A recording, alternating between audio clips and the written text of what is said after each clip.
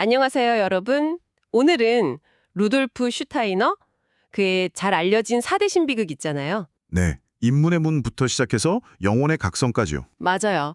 그 극들 뒤에 숨겨진 미공개 자료들을 좀 깊이 파헤쳐 보려고 해요. 아, 그 노트나 초안 같은 것들 말씀이시죠? 네, 맞습니다. 슈타이너 노트, 또 초기 희곡 초안들, 단편적인 메모들, 이런 걸 저희가 입수했거든요. 오, 흥미로운데요? 이걸 통해서 이 극들이 도대체 어떻게 만들어졌는지, 그 생생한 창작 과정, 또 완성본 너머의 어떤 통찰 같은 걸 여러분께 좀 전해드리는 게 저희 목표입니다. 네, 기대됩니다. 자, 한번 보실까요? 이게 근데 그냥 메모 정도가 아니에요. 네, 어느 정도인데요? 와, 무려 45권 분량의 노트고요.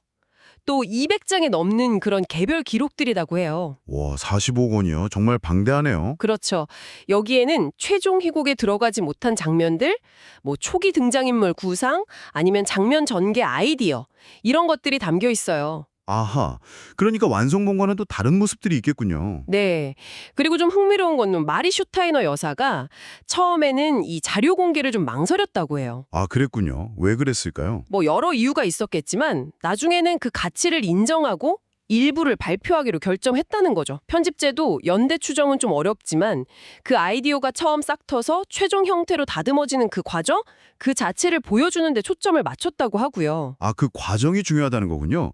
여기서 주목할 만한 점은 이 자료들이 그저 단순한 초안, 뭐 그런 걸 넘어선다는 거예요. 네네. 어떤 의미가 있을까요? 편집자가 말했듯이 이건 문화 발전의 새로운 요소를 가져온 예술 작품들을 이해하는데 정말 귀중한 연구 자료, 그 독일어로 라이시스 스튜디언 마체아리알이라고 하죠. 아, 연구 자료로서의 가치? 네, 완성된 희곡만 봐서는 절대 알 수 없는 아이디어만 막 부딪히고 수정되고 발전하는 그런 역동적인 과정을 우리가 엿볼 수 있게 해줘요. 그렇죠. 여러분처럼 핵심을 좀 빨리 파악하고 싶거나 더 깊이 이해하고 싶은 분들께는 뭐랄까 지름길이 될 수도 있겠고요. 맞아요.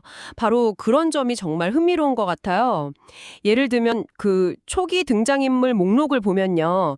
히에로판트라는 인물이 있잖아요. 네, 그 신비의식 집전자 같은 역할이죠. 네, 그 인물이 나중에는 극 중에서 경험을 통해 지혜를 얻는 베네딕투스로 발전하는 게 보이거든요. 아, 그 변화가 보이는군요. 그리고 또 뱀, 슐랑에라고 되어 있는데 이 존재가 다른 마리아, 디 안데르 마리아라는 아주 상징적인 인물로 구체화되는 과정도 드러나고요. 아, 뱀에서 다른 마리아로요? 네. 이름이나 역할이 어떻게 이렇게 진화했는지 보는 재미가 있어요. 확실히 그렇겠네요. 그리고 또 인문의 문 초고에 나오는 인간, 그러니까 맨시와 릴리에의 대화는 와 정말 강렬해요. 어땠는데요? 영적 세계에 대한 어떤 갈망. 근데 그 때문에 기존의 자아가 겪는 고통스러운 죽음이 훨씬 더 뭐랄까 노골적으로 표현되어 있어요. 완성본보다 더 직접적으로요? 네.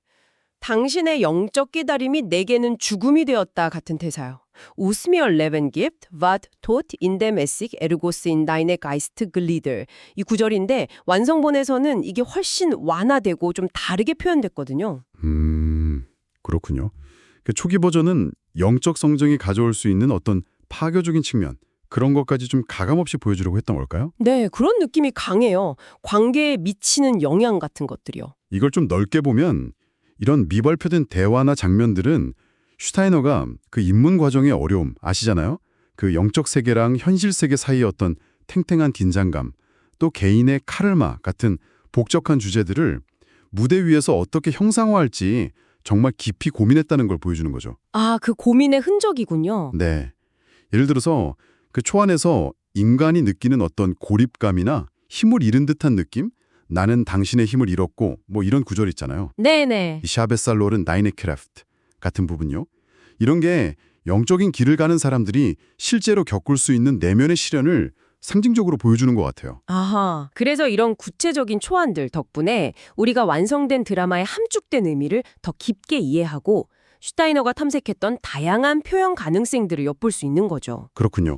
그리고 이런 고인이 비단 첫 번째 극, 인문의 문에만 있었던 건 아니겠죠? 물론이죠. 자료가 주로 첫 극에 좀 집중되어 있긴 하지만요. 네. 그래도 다른 극들, 예를 들면 뭐 문지기의 수호자에서 나오는 도플갱어, 그 이중자 개념 있잖아요. 네, 아주 중요한 개념이죠. 그걸 어떻게 표현할지 여러 각도로 고민했던 흔적 같은 것도 어렴풋이 엿볼 수 있는 것 같아요. 최종본에 이르기까지 얼마나 많은 아이디어를 저울질했는지 좀 짐작하게 하고요. 그렇죠. 결국 이 단편적인 기록들은 뭐랄까 그냥 미완성 조각들이 아니에요. 네. 하나의 치열하고 심오한 창작 과정 그 자체를 보여주는 생생한 증거라고 할 수 있습니다. 슈타이너가 어떤 길들을 고민했고 아이디어가 어떻게 자라났는지를 보여주면서 우리가 아는 완성된 작품에 새로운 깊이와 풍성함을 더해주는 거죠. 맞아요. 이 자료들을 통해서 여러분은 슈타이너의 신비극을 그냥 완성된 결과물로만 보는 게 아니라 그 아이디어가 만들어지고 다듬어지는 그 복잡하고 매혹적인 과정 자체에 훨씬 가까이 다가갈 수 있게 되는 것 같아요. 네, 맞습니다. 숨겨진 의미나 가능성을 발견하는 그런 아하하는 순간들, 그런 걸 경험하실 수 있을 거고요. 네, 여러 층위의 의미와 가능성을 발견하는 거죠. 마지막으로 여러분께 생각해 볼 만한 질문 하나를 던져볼까 하는데요. 네, 어떤 질문인가요?